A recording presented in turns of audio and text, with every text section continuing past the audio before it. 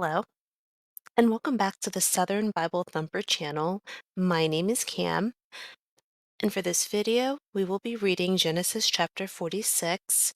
But before I before I read, I would like to show something. So before I start reading, I just wanted to give an overview of the resources that I'm using to help me understand this. The page that I'm on now is called BibleRef.com, and I like this so much because there are 6 translations available immediately. You can pull up the chapter at the same time.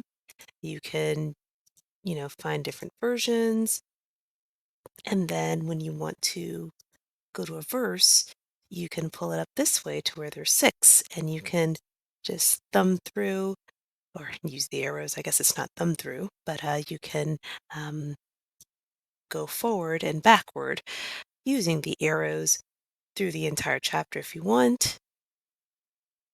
I try to stay away from the summaries because, unfortunately, with religious texts, a lot of opinion tends to seep in, and I'm guilty of that as well.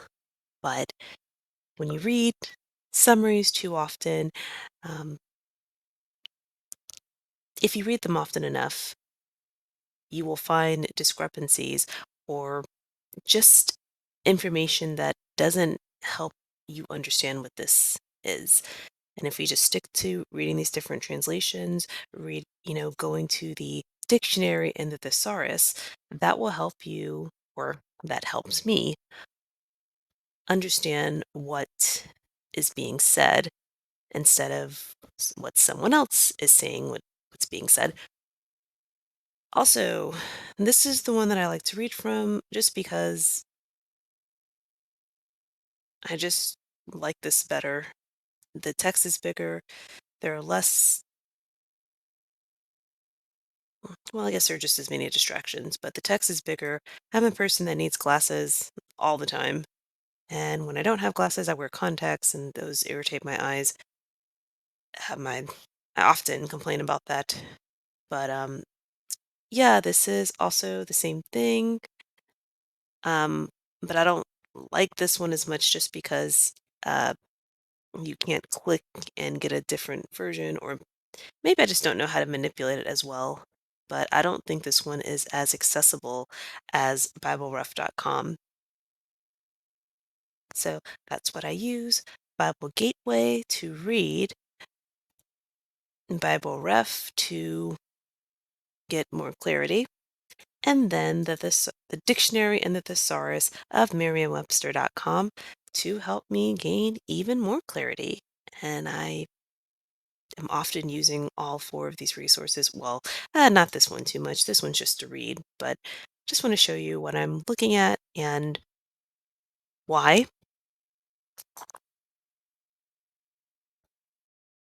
Chapter 46. And Israel took his journey with all that he had, and came to Beersheba, and offered sacrifices unto the God of his father Isaac. And God spake unto Israel in the visions of the night, and said, Jacob, Jacob. And he said, Here am I. And he said, I am God, the God of thy father.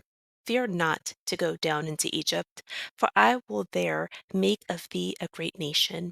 I will go with thee into Egypt, and I will also surely bring thee up again, and Joseph shall put his hand upon thine eyes.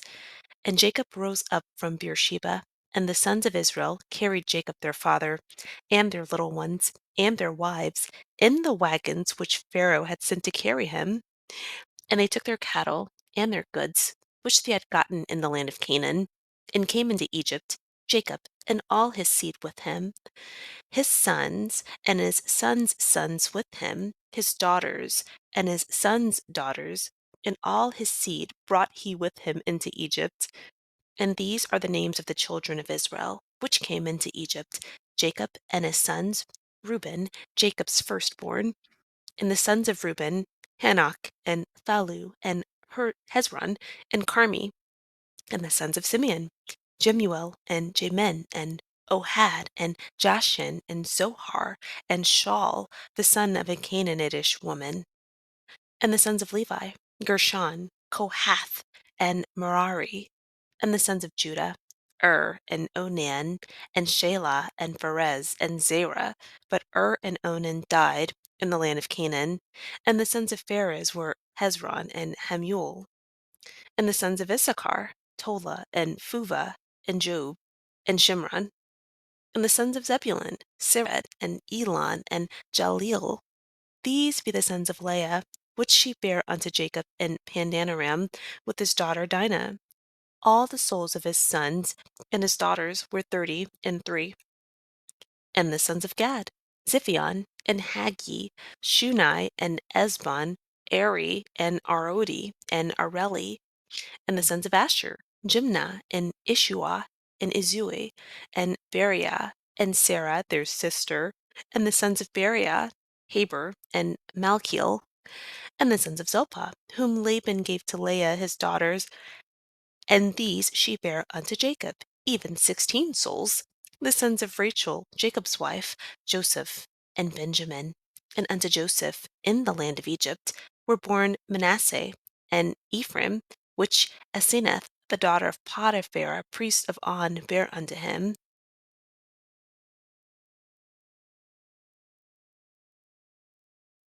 And the sons of Benjamin were Bela, and Baker, and Ashbel, Gera, and Naaman, Ehi, and Rosh, Mupim, and Hupim, and Ard. These are the sons of Rachel, which were born to Jacob. All the souls were 14. And the sons of Dan, Hushim. And the sons of Naphtali, Jaziel, and Guni, and Jazer, and Shillem. These are the sons of Bilhah, which Laban gave unto Rachel his daughter, and she bare these unto Jacob. All the souls were 7. All the souls that came with Jacob into Egypt, which came out of his loins, besides Jacob's sons' wives, all the souls were 66. And the sons of Joseph, which were born him in Egypt, were 2 souls. All the souls of the house of Jacob, which came into Egypt, were 60. And he sent Judah before him unto Joseph to direct his face unto Goshen. And they came into the land of Goshen. And Joseph made ready his chariot, and went up to meet Israel his father to Goshen, and presented himself unto him. And he fell on his neck, and wept on his neck a good while. And Israel said unto Joseph, Now let me die, since I have seen thy face, because thou art yet alive. And Joseph said unto his brethren, and unto his father's house, I will go up and shew Pharaoh, and say unto him, My brethren, and my father's house, which were in the land of Canaan, are come unto me. And the men are shepherds, for their trade hath been to feed cattle, and they have bought their flocks and their herds, and all that they have. And it shall come to pass, when Pharaoh shall call you, and shall say, What is your occupation? That ye shall say, Thy servant's trade hath been about cattle from our youth even until now, both we, and also our fathers, that ye may dwell in the land of Goshen, for every shepherd is an abomination unto the Egyptians.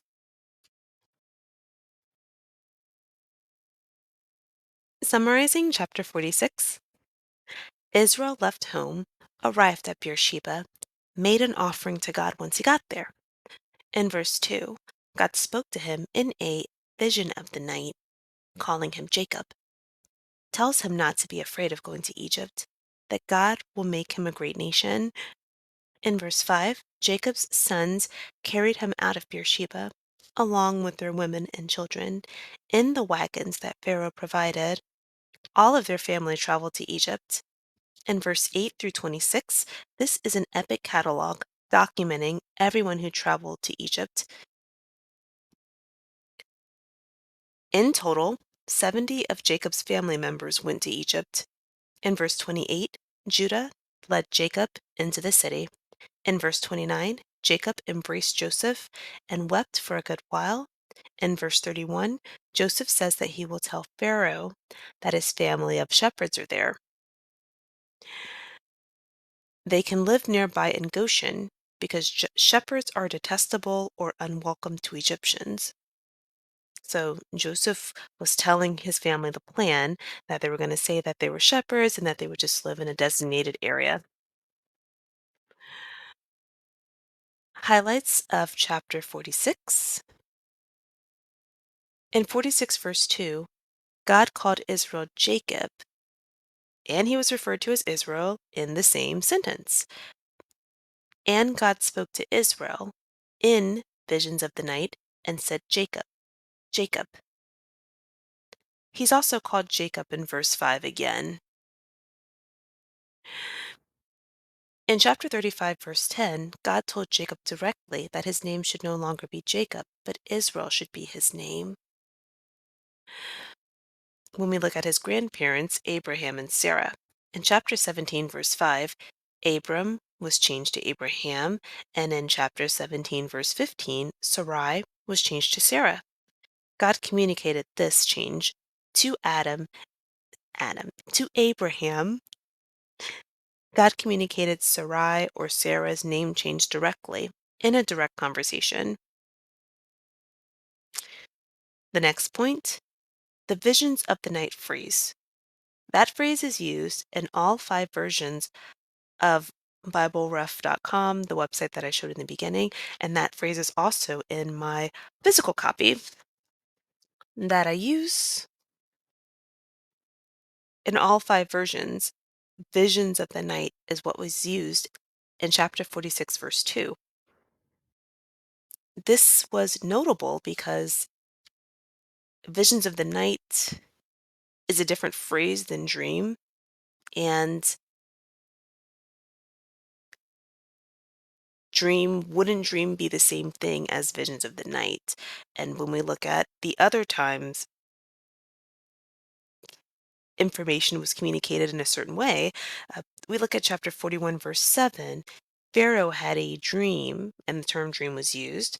Chapter 40, verse 5 and verse 8, the term dream was used. That was when the cupbearer or the butler and the baker or the cook were both locked in prison with Joseph, and they told him their dreams.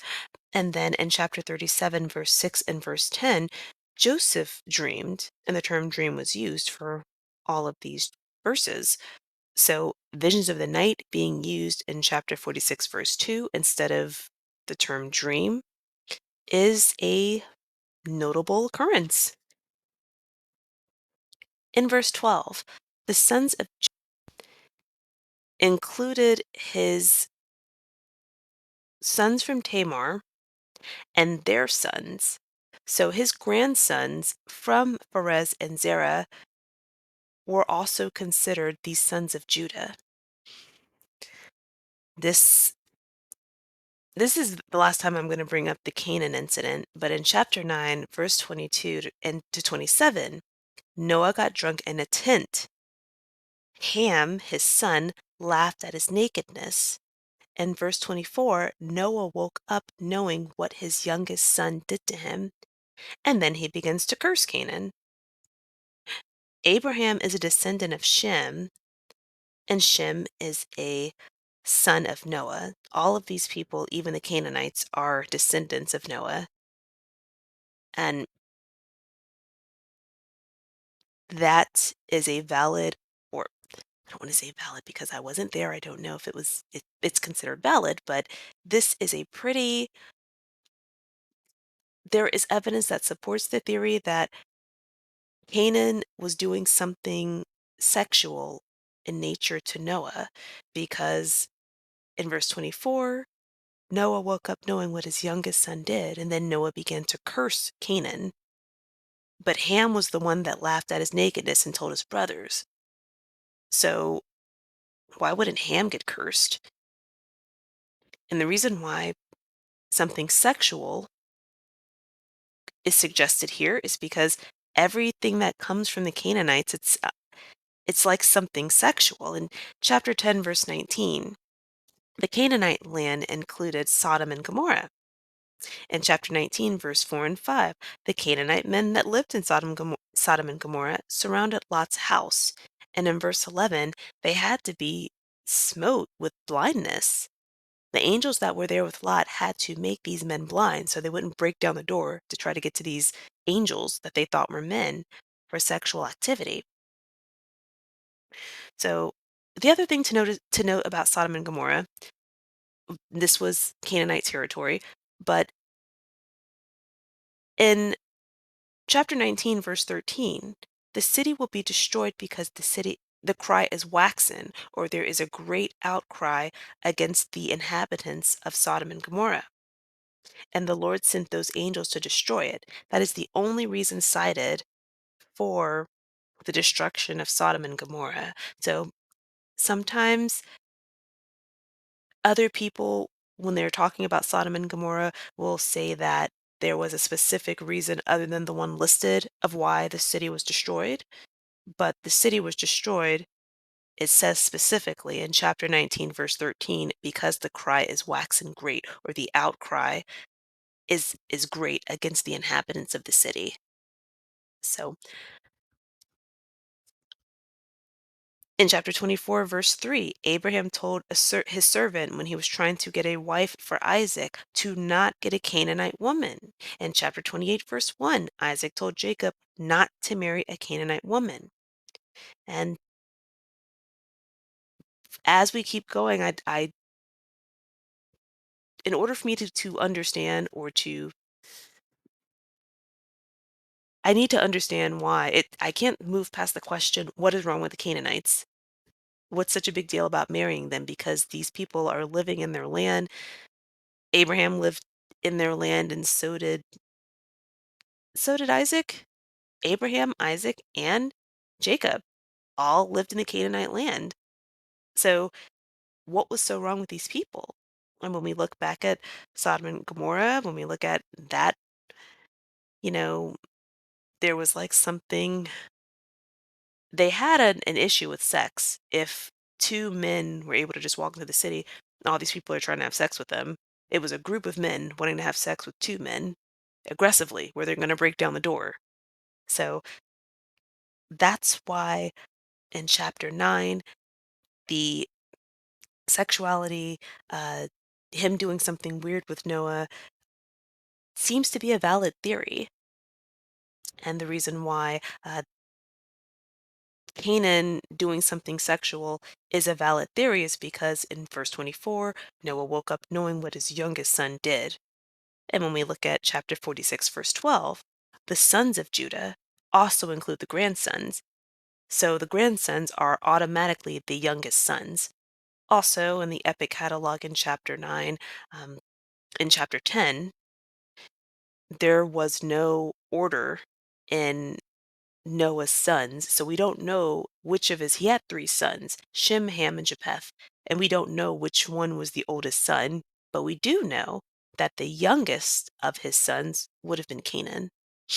Another point to note, in chapter 4, verse 11 through 12, Cain was cursed specifically for murdering his brother.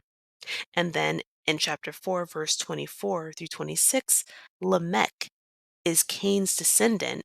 He murdered a man out of self defense and then bragged about it in verse 24, saying, if Cain be avenged sevenfold, then Lamech be avenged seven and sevenfold. And he said, Lamech, he referred to himself in the third person, and bragging that he murdered someone out of self defense. And what this is illustrating, or one thing that it's illustrating, is the descendant line. Lamech came several births, several generations after Cain, and he was still bragging about murder. He murdered someone out of self-defense and then bragged about it. When Cain murdered his brother, he didn't even seem remorseful at all. The only thing he worried about was, I'm not going to be able to live anywhere comfortably. After Lamech, we don't see any more of Cain's lineage being recorded because Seth was born, and Seth was the descendant that Noah came from and Abraham came from. But that just shows that for chapter 9, these it's a valid theory that Canaan was the one doing something weird and sexual, or something sexually deviant to his grandfather Noah, which is why he got cursed. Chapter 46, verse 12. Judah, the brother who had the idea to sell Joseph into slavery, is coming to now live with Joseph in Egypt. In chapter 46, verse 21, Benjamin, Rachel's youngest son, he has 10 children. Chapter 46, verse 34, shepherds are an abomination to Egypt during a time when cattle was used for payment and was an important part of society at that time. That is all for chapter 46, and also delving back into the theory of the Canaanites and why they were so detestable by Abraham's lineage and the theory. Something that I think about every time I start going into this again, and then I see something about the sons of so and so. So grandsons are included as the sons. Okay, well, I appreciate you watching the video up until this point. The next upload will be Genesis chapter 47.